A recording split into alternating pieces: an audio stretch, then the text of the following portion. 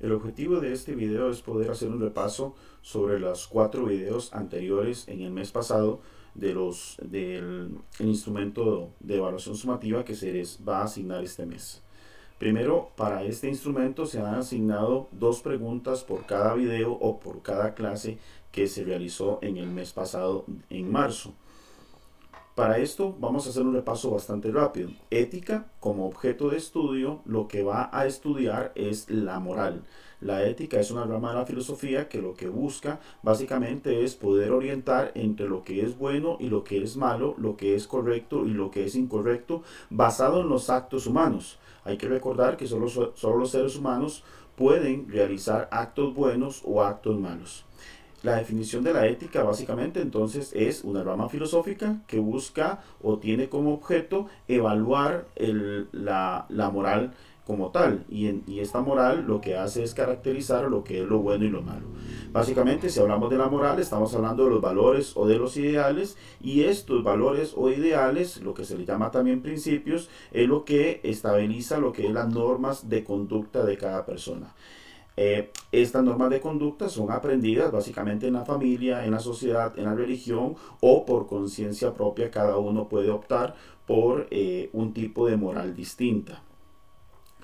Cuando hablamos de la diferencia entre el ser humano y el animal, básicamente podemos decir que el ser humano tiene esta característica propia de poder pensar, pero un pensamiento más profundo. Recordar que los animales también pueden pensar, pero su pensamiento es simple, básicamente tiene que ver con la parte instintiva que ellos tienen. Mientras que el ser humano tiene esta área de poder dar razonamiento, lo que en la clase pudimos hablar sobre el pensar que estoy pensando, o sea, razonar mi propio pensamiento, del por qué suceden las cosas, por qué pienso de esta manera. Entonces la diferencia entre el ser humano y el animal básicamente se relaciona con esto del razonamiento.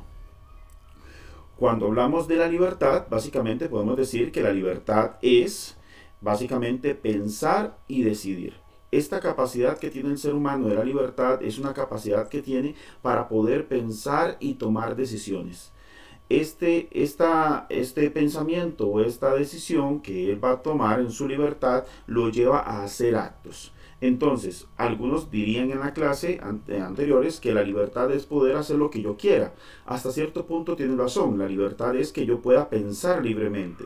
La libertad es que yo pueda decidir libremente. Y si puedo pensar y decidir, también puedo actuar libremente. Pero la libertad tiene una condición en específico. ¿Y cuál es? Que todo lo que yo piense, todo lo que yo decida y todo lo que yo actúe tiene que estar en función del bien. Recordar que una persona que actúa mal, que por tanto decide mal o que piensa mal, termina en la cárcel. ¿Por qué esto? Porque una persona se le ha dado libertad y esta libertad ha abusado para hacer el mal, por tanto esta persona se le elimina la libertad y por eso termina en la cárcel. Porque ha demostrado que no sabe pensar, no sabe decidir y no sabe actuar para el bien, sino que todo lo que piensa, todo lo que decide y todo lo que actúa lo hace en función del mal. Una persona así no puede estar libre en la calle. Recordar lo que es este filósofo que se llama San Agustín de Hipona. San Agustín de Hipona nos da una luz muy parecida a lo que estoy explicando, básicamente porque dice: ama y haz lo que quieras. O sea, la condición de que yo pueda hacer lo que quiera o lo que me dé la gana, esto está en función del amor. Entonces, así como estamos hablando que la libertad es poder hacer lo que yo quiera, pero que todo lo que yo quiera esté en función del bien, el bien para mí o el bien para las otras personas, igual lo sostiene por acá San Agustín cuando dice: ama y haz lo que quieras. Vea que San Agustín lo que propone es primero la condición, primero el amor y después haga lo que quiera. Entonces, cuando una persona ama, no mata, una persona ama, no roba, no miente, porque el amor va en contra de todas estas situaciones que son contrarias a el bien. Cuando hablamos del código moral, ¿qué es el código moral? Son las normas, valores, principios de una cultura, de una sociedad, de una familia o de una persona. En este caso, pongo la imagen de los 10 mandamientos, que lo hemos hablado en las clases, en donde este código moral parece ser como un código moral casi universal. Casi todas las personas aprueban realmente lo que son los 10 mandamientos, y los que no lo aprueban, como algunos que podrían pronunciarse como ateos o agnósticos, aún así uno les preguntaría, uno les diría: diría, bueno, ¿es bueno matar? Dirían que no. ¿Es malo matar? Dirían que no. Entonces, de una manera indirecta, están aprobando lo que son los 10 mandamientos, y esto se conoce como un código moral. Doy los 10 mandamientos como un ejemplo, pero también está el código de Hammurabi. Hay varios tipos de códigos que se sostienen a través de la historia, pero básicamente todos tienen esta misma función: normas, valores y principios en una cultura, en una sociedad o en una familia, o por último en una persona. ¿De dónde viene el código moral? Bueno, el código moral viene de una construcción que básicamente es desde la cultura. Por ejemplo, cuando hablamos de una cultura, es algo que trasciende más allá de los países. Podemos mencionar una cultura latinoamericana, en donde abarca no solamente los países de América, sino aquellos de habla hispana. Entonces, esto viene desde la propia cultura latinoamericana o de una sociedad, y aquí sí ya abarcamos un país o abarcamos una región.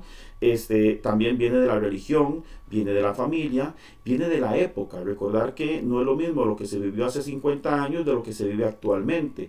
La moral va cambiando, va evolucionando conforme van surgiendo nuevas tecnologías, va surgiendo nuevas formas de vida. Entonces la época tiene mucho que ver con el código moral. Y luego, por último, los medios de comunicación, y ahora le llamaríamos las redes sociales. Entonces, todos estos elementos van a construir lo que es un código moral. Y entonces algunos le darán más importancia a la religión, otros le darán más importancia a la sociedad, otros más importancia a la familia, pero todos tenemos los mismos elementos, solamente que en algunos en mayor grado o en menos grado de importancia como tal, de la influencia que puedan tener para conmigo. Cuando hablamos de los principios éticos, básicamente estamos hablando de que yo debo de hacer el bien siempre por el principio filosófico. Haz el bien porque es lo bueno. Cuando hablamos de la filosofía es el pensar. Si yo me pongo a pensar qué es mejor, el bien o el mal, por supuesto mi pensamiento siempre me llevará a que debo hacer el bien porque eso es lo bueno, eso es lo correcto. También tengo que hacer el bien basado en lo religioso, es otro principio ético. ¿Por qué? Porque Dios así lo ha planeado. Entonces, cuando uno revisa las diferentes religiones, se da cuenta que todas las religiones llevan a la búsqueda del bien como tal. Luego está el principio humano. ¿Cuál es el principio humano? Bueno, la conciencia nos dice a nosotros que lo bueno es lo correcto. En el fondo, cada persona sabe que hacer el bien es lo correcto como tal. Y por último está el principio político, en donde hacer el bien es lo correcto, basado siempre en el bienestar de la sociedad como tal. Una persona que no sabe distinguir entre estos principios éticos, que no piensa, no le hace caso a la religión, no le hace caso a lo humano, a su conciencia, o no le hace caso a la parte política, pues bueno, se le considera una persona antisocial. ¿Quién es un antisocial? Bueno, es aquella persona que no sabe convivir bajo las reglas o normas sociales. Es una persona que entre su pensar, entre su actuar, está haciendo lo que quiera, y lo que quiera lo termina haciendo de una manera egoísta o inclinada hacia el mal. Es una persona que posiblemente va a robar, es una persona que posiblemente va a matar, es una persona que posiblemente va a insultar, y esta persona se vuelve un antisocial porque la sociedad nos ha enseñado de que todos estos elementos son prohibidos o son negativos como tal. Pero él decide violentar todo esto y por eso es que actúa de esa manera. Claro, un antisocial, después de hacer ciertas prácticas negativas o ciertas prácticas hacia el mal, termina en la cárcel. ¿Por qué? Porque una persona que no sabe convivir bajo las reglas sociales o reglas morales, termina estando encerrado, ya que es de alguna manera peligroso para el resto de la sociedad y peligroso para sí mismo. Bueno, esto sería el repaso de una manera rápida. Ahora básicamente a terminar el instrumento de evaluación sumativa.